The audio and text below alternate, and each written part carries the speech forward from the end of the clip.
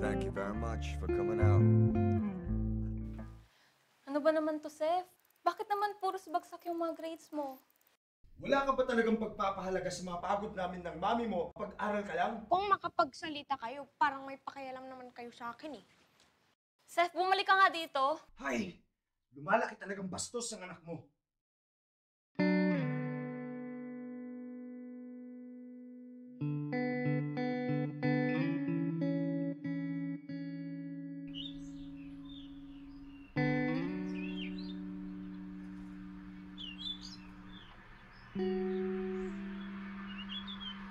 Hoy bata, sino ka ha?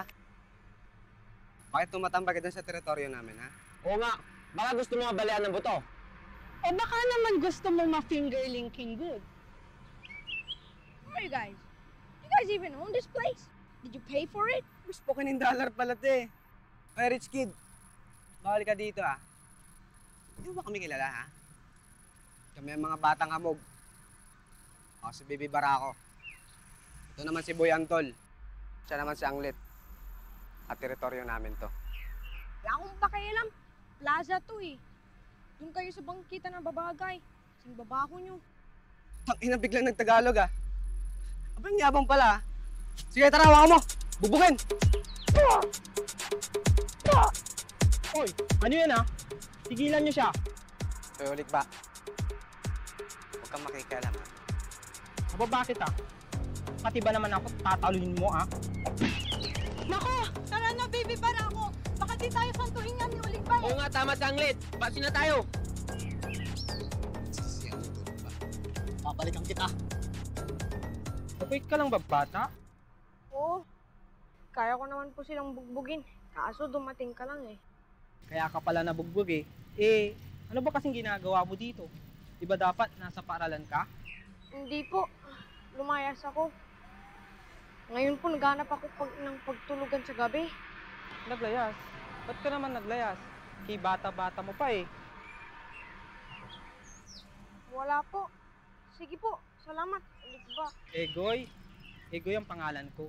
Pagsang lang sa akin yung ulik pa ng mga batang hamog.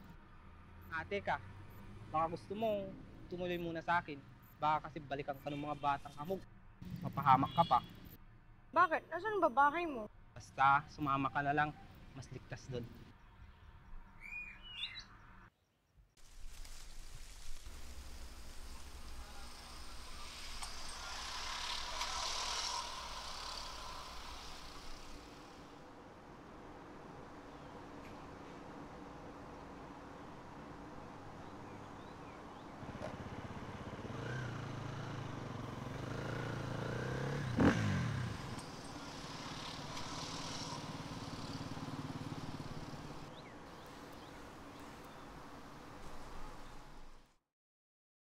Dito ka nakatira? Bahay ba to? Oo naman, sa mga gaya naming mahihirap ang buhay, basta may masisilungan, bahay na. Nandito ka na pala kayo. Sino po yung kasama nyo? Ah, oo anak, si ano pala? Ano na pala pangalan mo? Chef, ako po si Chef. Ayun, Chef daw. At ito naman ang anak kong si... Hiyas! Ako po si Hiyas. Ang nag-iisang kayamanan ni Tatay Igoy. 5 taong gulang. Galing po kami sa bundok. Bumaba po kami dito para hanapin si nanay. Kaso wala po siya dito. Nakita niyo po ba siya? Maputi at unat ang buhok. Hindi katulad ni tatay. Maitim at kulot. Ikaw talaga oh. Pasensya ka na, madaldal talaga tong batang to. Okay lang. Tay, yung pansit, nakabili ka ba? Hindi anak eh. Bitin pa kasi yung pera ni tatay. Ibali sa sunod na sweldo uli ni tatay sa pagkakargador, bibili ako. Sa ngayon, eto, munay na muna. Diba, paborito mo to? Apa! Eto. Tara, kain. Ay, sige lang po. Busog pa naman po ako eh. Eh, salamat.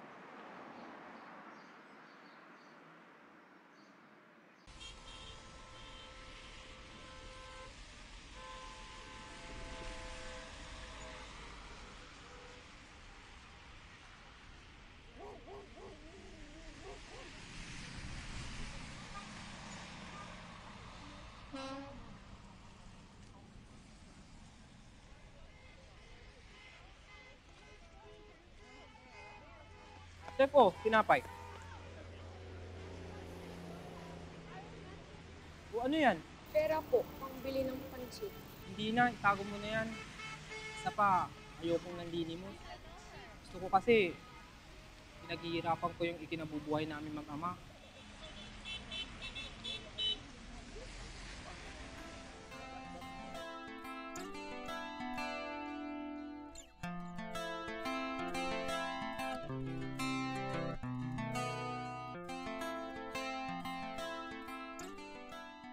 Kuya Seth.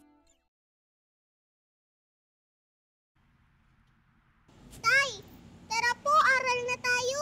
Anak, pwedeng bukas na lang? Gabi na rin kasi, matulog na lang tayo. Hindi pwede. Diba sabi mo gusto mong matuto magbasa at matuto magsulat ng pangalan mo? Hala ka, kapag nagkita tayo nila nanay tapos hindi ka pa marunong magbasa at magsulat ng pangalan mo, lagot ka. Magagalit yun. O, sige na, ikaw pala. Tara po, Kuya Seth. Aral po tayo. Ako po teacher nyo. Sige ba?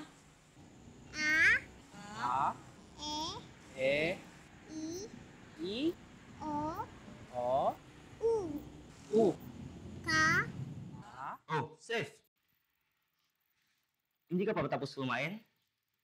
Ano, start na tayong tutorial class mo. Pwede ba po, Teacher James, saka na lang tayo mag-aral kasi po, aral ng aral naman tayo eh. Naku, hindi pwede. Kaya ka nga pinag-aaral ng mga magulang mo para makapagtapos ka ng pag-aaral mo para sa magandang kinabukasan mo.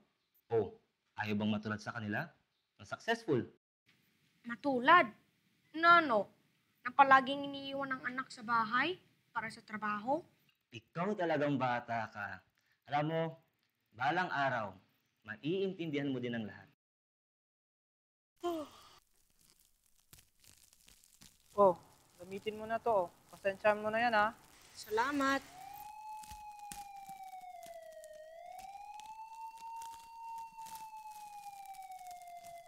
Tay, hindi po ako makatulog. O bakit? Hindi makatulog ang hiyas ko. Hindi pa po kayo nagpapatugtog ng pangkatulog ko eh. Ah, oo nga pala.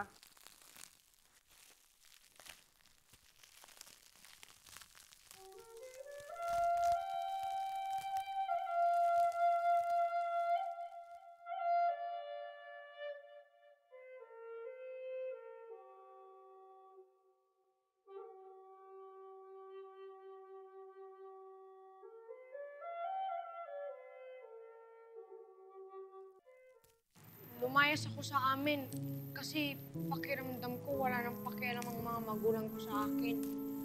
Lagi silang abala. Kaya nga sa totoo lang, hindi ko mapigilang mainggit kay Hiyas.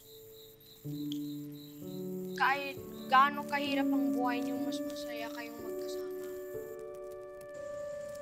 Alam mo, maswerte ka. Kasi, ibibigay ng mga magulang mo yung mga pangangailangan mo. Yun kasi yung pangarap ko. Yung ibigay ko yung magandang buhay para sa kanya.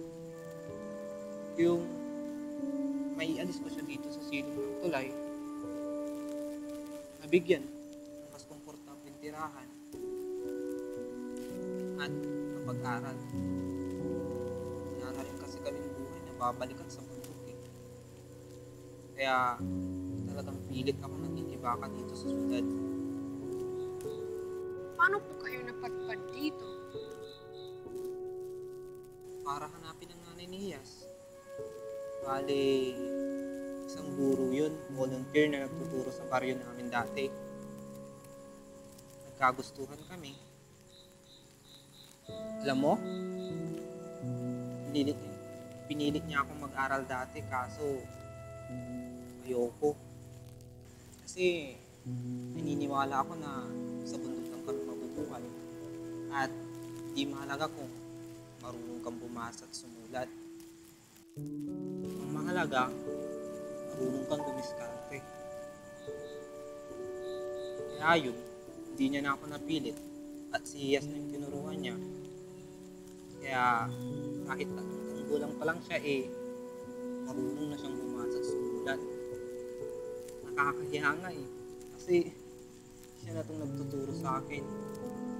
At aminado ako sa sarili ko na importante kahit papaano marunong tayong sumulat at bumasa. Hanggang ngayon, hindi niyo pa po nakahanap ang kasama niyo.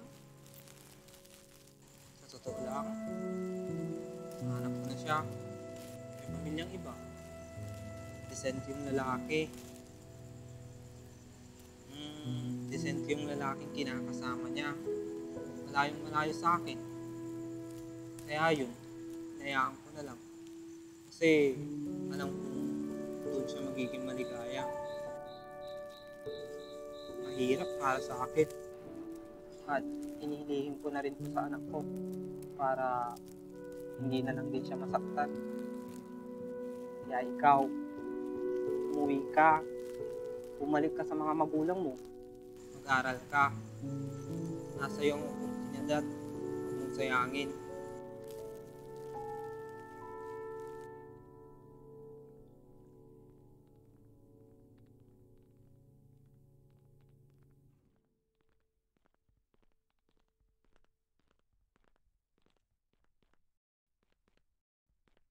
Ito na. Dito na tayo. Talaga, bahay niyo to? Oo. Baka hindi pwede itong suit namin. Baka nakakahiya. Hindi, pwede na yan. Sure ka? O sige.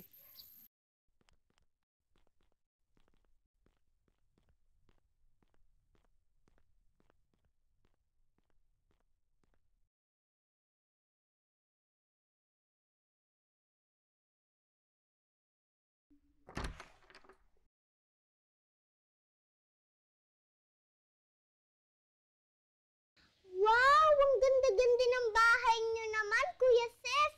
Ang laki-laki at ang bango pa. Di naman. Sige po, upo muna kayo. Pumunta po ako sa kusina magpapahanda ng pagkain. Sige, sige. Tay, dun muna ako sa labas. Hindi na. Huwag kang magulo. Baka makabasag ka pa dyan. Wala tayong pambayad. Maglalaro lang naman ako sa labas eh. Hmm.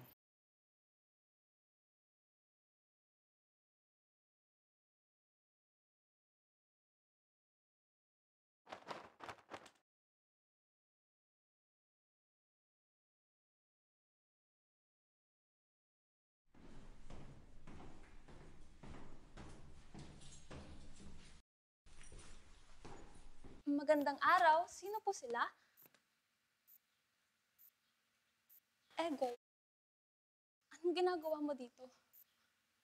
Nasaan si Hiyas? Egoy, sandali!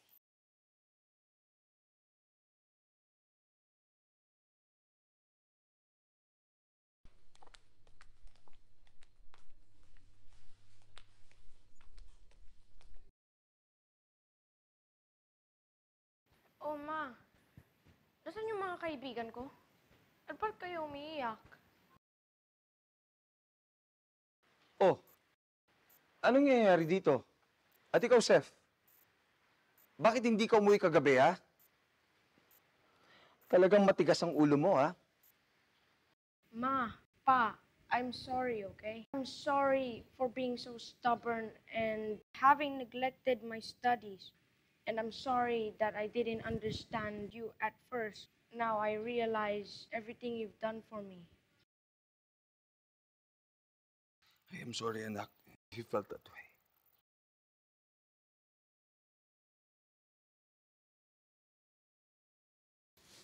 Ma, huwag na po kayong umiyak. Babalik ako. Susundan ko muna po yung mga kaibigan ko. Seth, anak, sandali!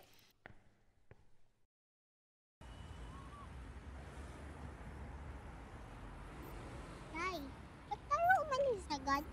Ba't natin inuwan si Kuya Seth? Tay!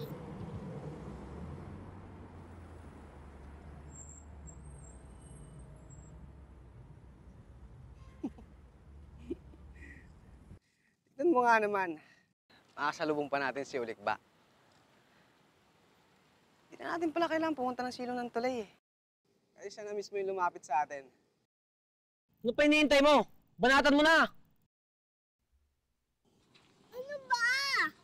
Bitawan mo ako! Naalala mo yung sampal mo sa akin, ha? Ano? Etong sa'yo! Bitawan mo ako! Ano?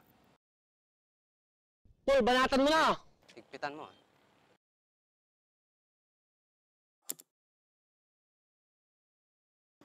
Parse. Ulit ba? Tay! Bad kayo! Tay! Tara na! Tay! Tay! Igoy! Kaibigan! Hoy! Tay!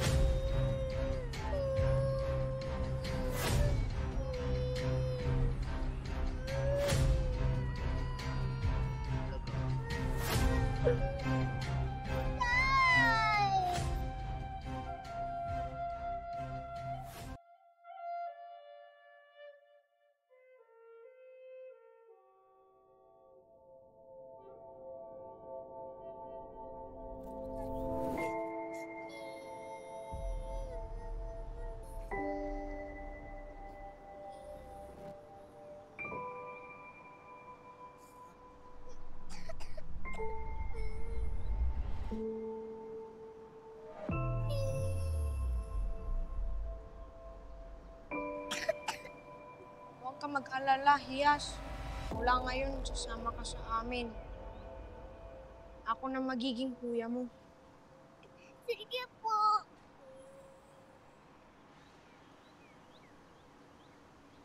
Ma! Anong ginagawa mo dito?